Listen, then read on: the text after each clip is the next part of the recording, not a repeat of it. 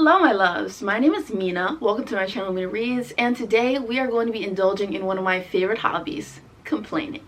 So in this video I just want to talk to you guys about some of my recent DNFs, and I want to talk about what wasn't working for me within these books, but I also want you guys to let me know if you think I should give any of these books a second chance, because there are a lot of books on this list that I wouldn't necessarily say that I absolutely hated, but I just wasn't fully able to get into it. So if you guys could encourage me to like maybe give them another shot, then I will, but I would love to hear your thoughts on them. So yeah, let's get into this little DNF list. Alright, so the first book that we're going to talk about is Sorrowland by River Solomon. Now, I absolutely loved An Unkindness of Ghosts by this author, and I just really thought that it was so interesting, fascinating, fast-paced. The writing was gorgeous, the characters were really fascinating, and Aster is like one of my favorite characters of all time from An Unkindness of Ghosts. So I was so excited for Sorrowland to release last year, and I attempted to give this book a shot 3 separate times, and all 3 times, or maybe it was even 4 times, and I failed every single time. So Sorrowland is kind of this like weird science fiction-esque speculative fiction type story about this girl who's part of a cult, and she gets married off as like a child bride to the cult leader, and she ends up having children for him, but she decides that she's not going to let her children grow up in this cult setting, so she runs away and she's like in the woods trying to escape the cult.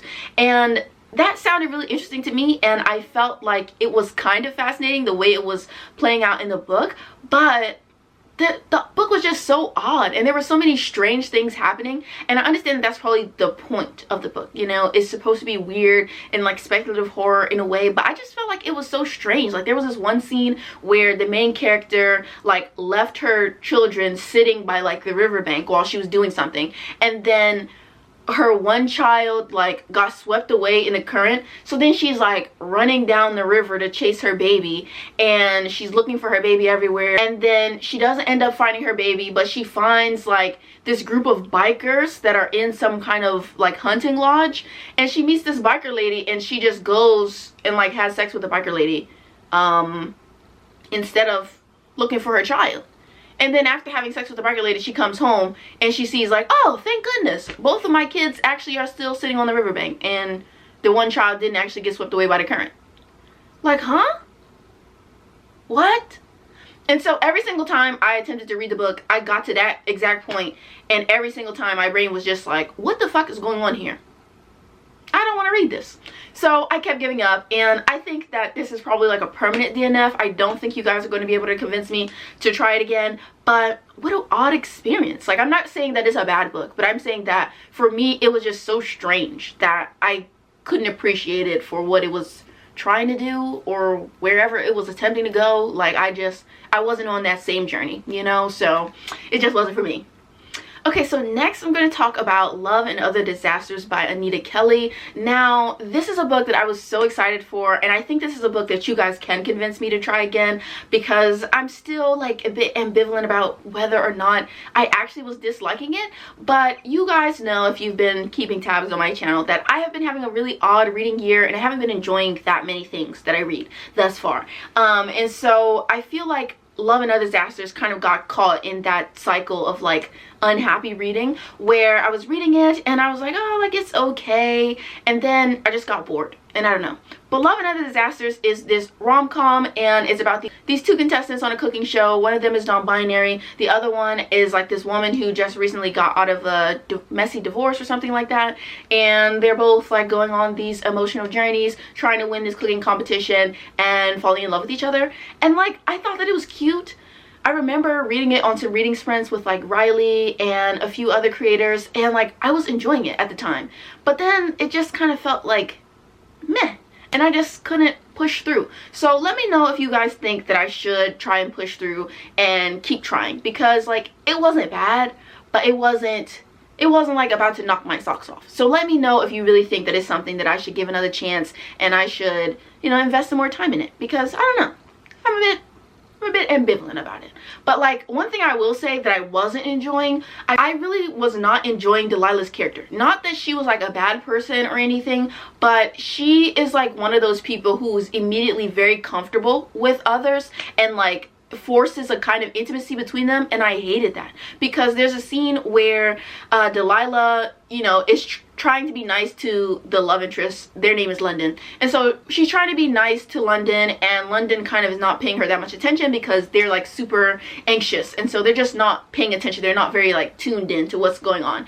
And so Delilah says hi, London kind of shoos them away, and then Delilah is mad about that. So later on in the day, Delilah shows up and she like confronts London at the bar, and they're having this like really awkward confrontational conversation about how London was an asshole for not like saying hi back, or not saying good luck back to Delilah.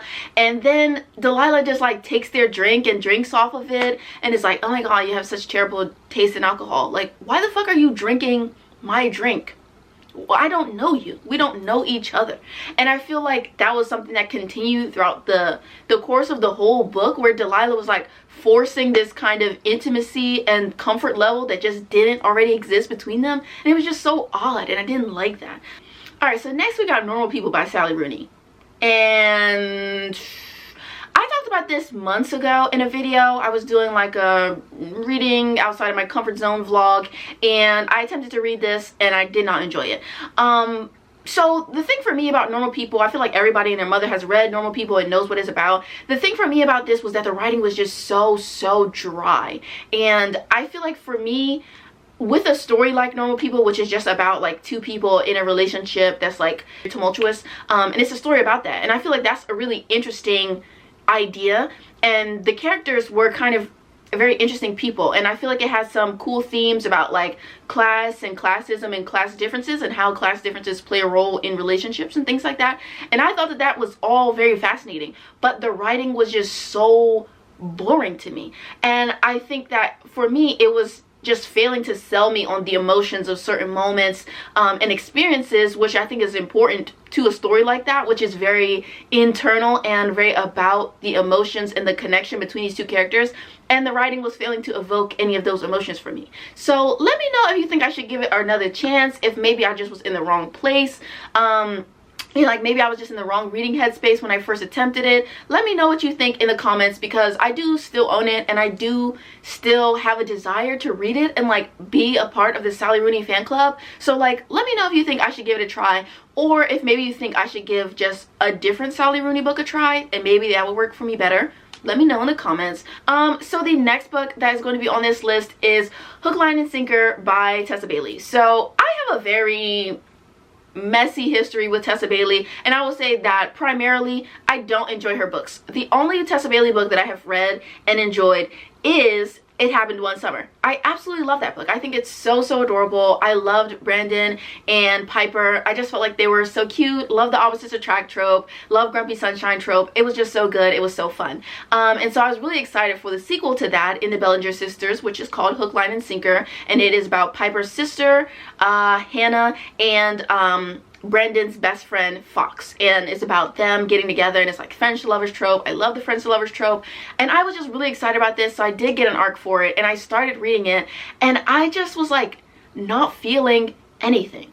And I found myself kind of annoyed with the way that the characters were portrayed, because I felt like their personalities didn't work, or particularly Fox. I felt like his personality was so like up and down, left and right, and all over the place, that it was just odd. Like sometimes he seemed like so sweet and cool and like fun, and then other times he was like very weirdly sexually aggressive, and I felt like it didn't make sense. Like, I get the point of it, because Fox has been told all his life that he's gonna be a ladies' man and all this kind of stuff, so he feels like that's the only role that he can fill, is like being a ladies' man and like this seducer. So I get theoretically why that's something that he's doing, but it just didn't work. Like, it just seemed so odd to me at the time. So like, if any of you have read it, does that like get resolved? Do we talk more about why he does that, or why he has like those personality switches? Because it's just so weird. Like, I didn't get it. I didn't get it, and I wasn't understanding. So let me know in the comments, like, if you know, or if you get it, or if you think that is something that gets explored in like a meaningful way that will, you know, enhance the experience of reading the book, and if I should keep going. Let me know.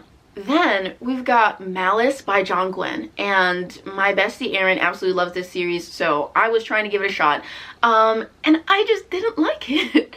I really didn't like this book. So Malice is kind of like your typical fantasy. We have like a bunch of different characters.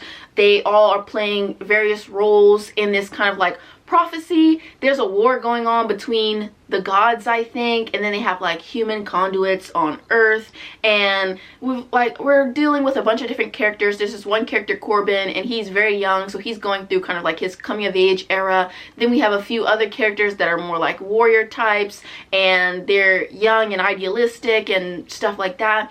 But I just found that like I didn't care about anything that was happening. I liked Corbin as like a main POV. I would say he's like the center of the story, the emotional center at least. And I really liked Corbin as a main character. Like, he was cool, he was cute. He kind of reminded me of like Fitz in the Farseer trilogy. Like, he was cute, I liked him. But I did not care about the plot. I did not care about where it was going. I didn't think that the writing was particularly interesting, nor did I find the characters to be like engaging mentally. I feel like for me, if I'm reading a book that's like really long, I want the characters to feel like people whose psychology I'm exploring as I read this long ass book. And I felt like all of the characters were very one note and uninteresting. And there was like one POV that I found really interesting. I can't remember what his name was at this point, but there was this one POV. I really liked him. I thought he was really cool, but he barely had any page time. He had like 3 chapters max, and I read about 400 pages of this book, and I think it's like a 600 page book. So I read like pretty deep into the book, and it just was like nothing was interesting to me. I didn't care about the prophecy. I didn't care about the plot. I barely cared about the characters. It just really was not for me. So I don't think that this is one that you guys will be able to convince me to give another shot, but it was just like I tried and I failed, and that's okay.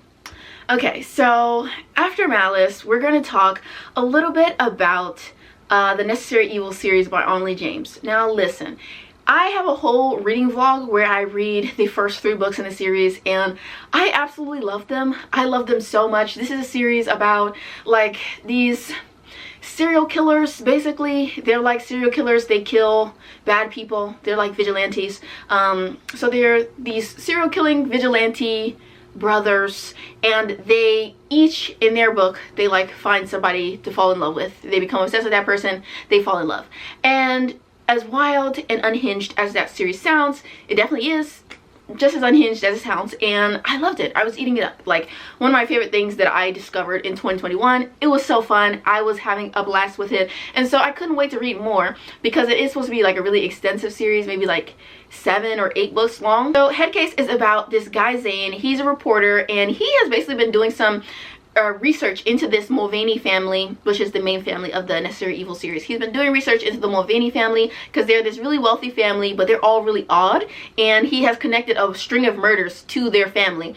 So he's been doing all this investigative research, and he wants to kind of uncover this like murderous crime ring that they have going on. So he's very close to being able to like have the biggest scoop of the century, but he just needs a little bit more evidence. So he tries to meet with Thomas Mulvaney at a banquet. However, Thomas doesn't show up, and instead he sends his son Asa, and so Asa and Zane meet, hit it off, and Zane decides that he's going to take Asa home, and hopefully he will be able to, like, I don't know, catch like a suspicious text message on his phone, or find something at Asa's house that will help aid him in his investigation. So they end up having this like wild, passionate sex together, and then he overhears a conversation that Asa has about how he has to like clean up a body. So he goes to the location where Asa is cleaning up this body, and they're like dismembering someone, and Zane sees, and so he's obviously planning to tell the news, and he's recorded it and all this good stuff, right? So basically Zane gets kidnapped, and he's like being held hostage by Asa so that he won't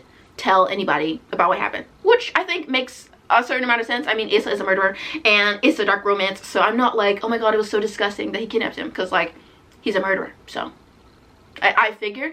But the where this story goes wrong for me is that the characters, all of the stories are like very insta-lovey, but I feel like this one, the characters didn't have like chemistry. They didn't have chemistry. Their relationship was just so fucking odd. And the story was also very stupid because they had this initial premise and this initial narrative tension about Zane being a reporter and having like this journalistic integrity and wanting to deliver the news about this like very wealthy and influential family being a bunch of murderers and falling in love with one of the murderers. And I think that that's like an interesting narrative tension to have. And instead of exploring that, the author just like kind of immediately has Zane put his morals and his journalistic intentions to the wayside, and instead he's just like, I'm in love with Asa, I'm just gonna help Asa do whatever Asa needs to do. So they end up like investigating some random crime that has nothing to do with anything, and it was boring as hell. So I ended up DNFing it about 40% of the way through, and it just was like the end of my Necessary Evils era because it just didn't give.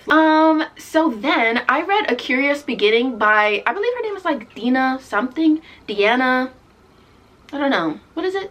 Deanna Rayborn, and I don't want to say that I didn't like this. A Curious Beginning is like the first book in the Veronica Speedwell mystery series, and I got about, I want to say like 30 or 40% into it, and I didn't dislike it actually. Veronica, she's a really interesting kind of plucky main character. She's very sarcastic, and she has a lot of really fun banter with her partner in crime, so to say, Stoker, and I feel like they had like a really interesting vibe and they bounced off each other really well. I won't say that I cared all that much about the mystery that was happening because I'm just not a mystery girly. I don't care about mysteries. I don't care about solving it. I don't care about who did it. It does nothing for me, to be honest. So I think that I just kind of wasn't feeling like super compelled to keep going, especially because at the time that I started it, I read a string of really terrible mystery thrillers, in my opinion. So what I'm thinking is that I might give this another shot in the future, because while I can't say that I'm a mystery girly, so to say, I was enjoying the characters a lot and their dynamic and just like the general atmosphere, because it is like a historical mystery series. And so I feel like it could be like one of those like comforting reads, something I listen to on audio and I enjoy my experience, but maybe it's not like the best thing I've ever read. So I think I will be giving it another shot at some point very soon, because it was good, but it just wasn't the right time, I think. Okay, my camera died, so if the angle's different, that's why. But the next book that I'm going to tell you guys about is Sharp Ends by Joe Abercrombie. Now, you know that 2021 was the year of Joe Abercrombie. Joe Abercrombie, he took my wig and he floated it into the stratosphere. I was absolutely obsessed with the First Law series, and it kind of ruled my year. I was just like missing it so badly, and one of my very kind friends sent me Sharp Ends, which is a short story collection set in the First Law world, and so I just knew that this was going to be so great and I was going to get to reconnect with all of my favorite characters, or some characters that maybe I knew on the periphery, you know, just reconnect with the world at the very least. And so I was like, okay, Sharp Ends is going to be great. And it was not. I read some of this for a vlog, so I'll leave that linked up above if you're interested. I read it in like my Reading 100 Pages Every Day vlog, and we do follow and reconnect with characters that we have met before, and I just felt like that was cool and that was fine. But what I really would have wanted and like craved from this was a collection of short stories exclusively about characters that were important, or about very impactful, really interesting side characters. Like Warren of Bly, he gets a like pretty large cameo in this via like some other POV, and Warren of Bly is so interesting in the main series and in the standalones. He's so fucking cool, and so I loved seeing him in this, and like that was a chapter that was really interesting to me, as well as we got to see a chapter of Glokta when he was younger and like what he was like when he was in the army, and that was really interesting. But this short story collection also introduces like some new characters, and while I did find those new characters to be kind of interesting, they just weren't interesting enough to propel me through the short story collection, because it was like it would go back and forth between random and unrelated short stories